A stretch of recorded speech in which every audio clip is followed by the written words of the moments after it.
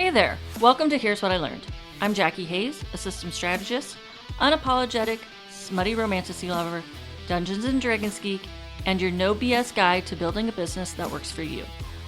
This is the place where we swap stories, share lessons, and get real about the highs and lows of creating a life and business that actually feels good.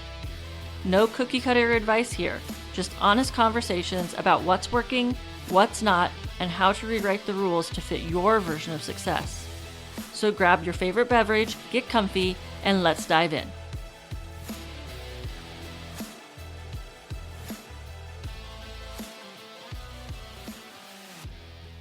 Welcome to another special mixtape of Here's What I Learned. One of 3 I'm sharing as we head toward episode 99. For this one, I asked a simple question. How have you evolved as a business owner over the years? You'll hear short notes on what changed, what stayed, and how that shows up day to day. First up is Bridget. You'll hear how her definition of success shifted doing more to doing what matters. How she edits her offers, her schedule, and her metrics so business supports the life she actually wants. Take a listen to Bridget. Last year, I ran an experiment in my business that did not give me the expected results. And here's how I responded. So, essentially, as a web designer and brand designer, I was looking for an offer that would help people with their Squarespace websites rather than just going in there and playing around and tweaking and getting frustrated. I was going to help people design their sites essentially. So, the way that this looks is there are 2 Zoom sessions with me to design those sites. The first session is a 2-hour Zoom where we get into Squarespace together. I'm essentially, showing people how we can design things. We're coming up with whether they're using existing branding elements, we can plug those in. If they've already done some branding work, we can plug that in. If not, we can kind of pull from the best option that we have is what are they already using? What colors do they like? What's in their Instagram feed? We can build around that. So I built a website for someone based on this. And what I did not realize was the part that was the unexpected result. So I was thinking, great, they're just ready to go. Let's put it all into Squarespace. And essentially, in this offer, it's versus using a template where someone buys a template and then they have to learn how to plug in the template and then they have to think of like what they want to put in there. It's me even making suggestions on what goes where in the website, what you need to have. Because again, you can plug these things on automatically from Squarespace, but they don't necessarily apply to your business or what you're doing. So this is sort of me half custom designing with someone and then giving them the keys essentially to design their own Squarespace website and teaching them how. So after we have our session together, I design a few pages on the website. And then I give them back end tutorial videos on how to edit, customize just for their site. So it's not like boilerplate videos. It's literally just me looking through, talking about their specific pages they'd want to add, challenges that they might have, questions they might have, things like that in the videos. And then I hand it off to them. And then they essentially take those 3 pages and build the rest of their website from that. What was happening was people would get stuck. They would get stuck in the overwhelm of, oh gosh, now I really have to put myself out there. I have less excuses. Like all of the emotional things would come in to factor into it, as well as carving out the time and space to get it done. I realized what was missing was an accountability piece. If the offer felt just kind of incomplete to me, even though it worked well as far as structure and my time boundaries and things like that. So what I added in was 30 days later, they come back to me. So I've got an accountability piece for them. I check in throughout the 30 days. How's it going? Do you have any questions about the video? That kind of thing. And then at the end of the 30 days, I check back in. We have another 1-hour Zoom session and we wrap everything up. So if any links aren't working right, if they need any tech support on Squarespace products and pieces, they want to ask any questions maybe on, hey, I want to add something in later. How do I do that? I can help in that session. And then also I'm looking at the mobile view to make sure that's done correctly and helping them on how to be aware of how to make changes as their site changes and grows. I learned that me thinking people needed less, they actually needed a little bit more. They actually get stuck in the overwhelm, which then I add in that coaching element in the work I do. So I'm listening to them, I'm supporting them, I'm knowing that it's scary to put yourself out there and holding their intention for why they wanted to create that website in the first place and helping them get to the finish line. Next is Patricia from Motherhood and ADHD. Patricia shares 3 shifts that changed how she runs her business: trusting her own judgment, moving faster to learn faster, and keeping plans simple enough to follow, especially on low capacity days. Here's Patricia.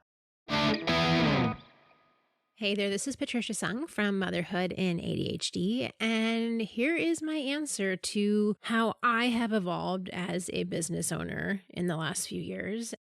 I think I've learned 3 things. Number 1 is I have evolved by greatly increasing my confidence. And this isn't actually like a business specific lesson, but when I first started, I really questioned pretty much everything I was doing. Like, well, should I be doing this? And I was constantly seeking outside opinions. And there is a time and place for that when you're starting out a business, is to get wise counsel from others.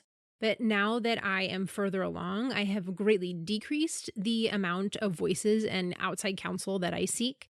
I really vet the type of advice and encouragement and criticism that I allow into my space. The only reason I was able to gain more confidence is, well, I would say 3 things. 1 is I'm sadly in midlife. I just have less cares to give about what a lot of people think. And I am now looking for other people's validation. I just don't have time for that. And so I think with time, wisdom increases. And that's obviously something you cannot do without time, but it's been a big help. The things that I can attribute to actual action to. The second one is gaining experience. The more experience you have in your business, and when you're actually in there doing the work, that's what gives you the data to know that this is a wise decision, or it's not going to come together even though you tried your best. Like, you only get that information through action. So the more experience you have, the more you can draw on your experience and your background, which I'm going to draw on that in a second. And then the third part is working on my self-trust. And I do a lot of work with neuroplasticity and rewiring the way that we think about ourselves, and trusting ourselves and knowing ourselves, so that when I go to make a decision, I now know what it feels like to listen to myself and what I need and what I want. It's what allows me to draw those boundaries of, I don't really care what you think anymore. I'm going to do what I know is best for me and my family in this situation, or me and my business in this situation. And that neuroplasticity work that allows me to stop those ugly patterns of beating myself up and telling myself I'm not good enough, and that imposter syndrome and all that yuck that sits in our brains, and that negative internal narrator who's telling us that we're not doing enough, or whatever it is that your voice tells you that's poo-pooing on the situation. Being able to rewire that and not allow that internal narration to drag me down has been immeasurably valuable to trusting myself and knowing who I am, but then in turn increasing my confidence because I know that I'm listening to what I need. Then drawing on the thing that I just mentioned is that the second thing that I have done to evolve as a business owner is to try to fail faster. As I said, you only get data by action. You can think about stuff and research a lot and ask for a lot of opinions, but you're not actually going to know the answer until you do it. So now my goal is to try to fail faster. Put it out there, see what happens, what do people say, and if it's not working, okay, I'll adjust. But there is no way to actually get the information until you do it. And a lot of times when you are somebody who has ADHD, you spend a lot of time in your head thinking, and we can't gain wisdom by pondering in our heads. At some point, you've talked yourself into circles and you got to get out there and do it. And then the third thing that I have really embraced in the last couple years is starting simple and keeping things really simple. So my schedule, I try to keep simple. My commitments, I'm simplifying. The less draws on my attention and my capacity and my energy, the better. And because I can always do more things. On the days where I'm in a good mood and I'm raring to go, let's tackle the world, I can always do more. But on the days where I can't.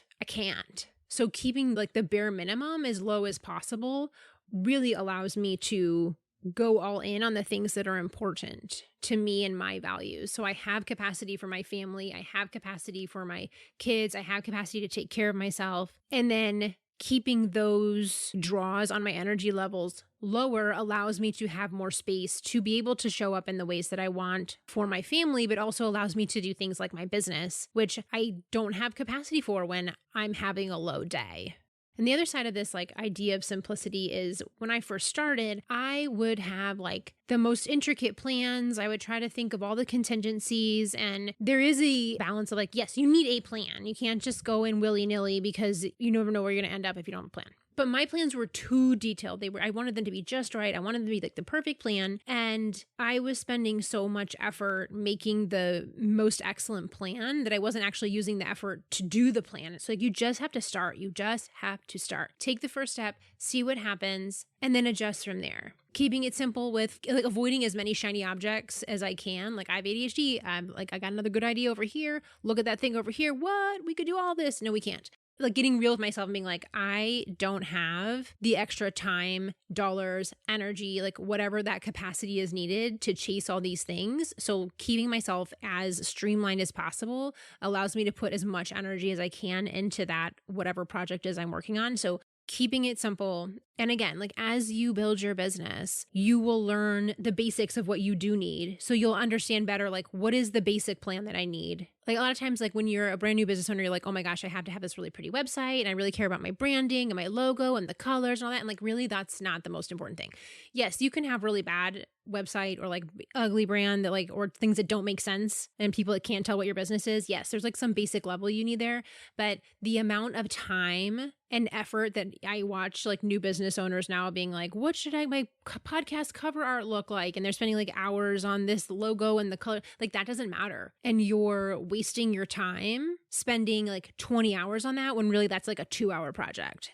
Those lessons though, you learn with time, you learn with experience, and you learn as you go. These are the things where that really matter. And these are the things that are well, this is just for fun. And if I have some extra luxurious time today to fiddle with colors, lovely. But if I only have an hour, what's really going to move the needle in my business is this. And so knowing yourself and your business well to be able to say, these are the bare minimums, and just starting with that simple plan, that's where to start. Because I was the worst of creating the most perfect, complicated plan. And then of course, things never went as I expected. And that was a lot of wasted time planning on things that never came to fruition. To sum it all up, I've evolved most in increasing my confidence, and that's by getting out there and doing the thing, failing faster so that I can get the data and know what works as quickly as possible, and then keeping things really simple so that I have the basic plan, but then from there I am changing and modifying as I go so that I am actually using my effort on the things that are really moving the needle in my business. So good luck, my dear. Go get them, make that project happen, and just start. Listening to Patricia had me thinking about my own shifts, not just in offers, but in how I work and what I won't trade off anymore. Here's how my role evolved on paper and what changed underneath it. I came into this world as a subcontractor, an agency VA, good at getting things done. But even then, clients kept coming to me for something else. Help me think this through. I could do the task, but what mattered most was how I think. I tried the obvious next rung, online business manager, and learned fast I don't want to manage people. What lights me up is clarifying the vision, naming the next steps, and seeing around corners so we avoid bottlenecks. The offers have changed over time, program coordination, launch ops, strategy days, but the thread is steady. My best work is thought partnership and system strategy, not day-to-day management. That's the business model part of my evolution. The deeper part is me. I've learned what kind of work brings out my best. Short, focused planning, clear constraints, real decisions made in real time. I've learned I'm only at my highest value when I'm asking better questions, naming trade-offs, and thinking 10 steps ahead so my clients don't have to. I've learned to design offers that match how I work on my best days and my low capacity days because both are real. I've also gotten clear on who I'm here for and what I won't compromise. The values and politics of how someone runs their business matter to me. I want to support people and companies whose practices line up with what I believe about access, about consent and marketing, about sustainability and care. That clarity makes choosing clients easier. Along the way, I've become much better at noticing early signs of burnout and adjusting before the crash. Fewer marathons, more sprints with recovery built in, fewer everything launch plans, more simple containers people can actually follow. If I had to name the shifts that changed everything, they echo what you heard from Patricia. Trust my judgment. When the work pulls me into strategy, I let it. I don't force myself into roles I don't want so I can fit a label. Move faster to learn faster. I test in small ways, short engagements, so I can see what's working without overbuilding. Keep plans simple, enough to follow. Clear goals, clear scope, and next steps that survive a real Tuesday.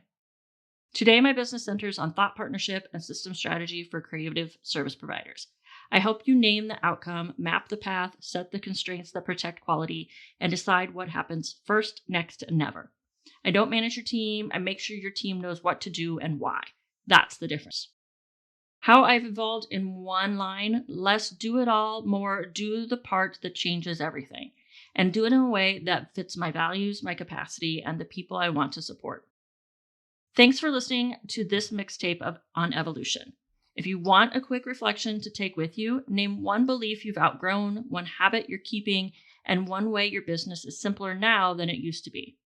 If you missed the first mixtape in this series, you can head back and catch it. And our third and final mixtape drops next week as we move toward episode 99. I'll see you then. Thanks for hanging out with me on Here's What I Learned. If today's episode gave you an aha moment, a laugh, or something to think about, make sure you're subscribed to my email list. That's where I share even more tips, stories, and behind-the-scenes insights to help you simplify and thrive.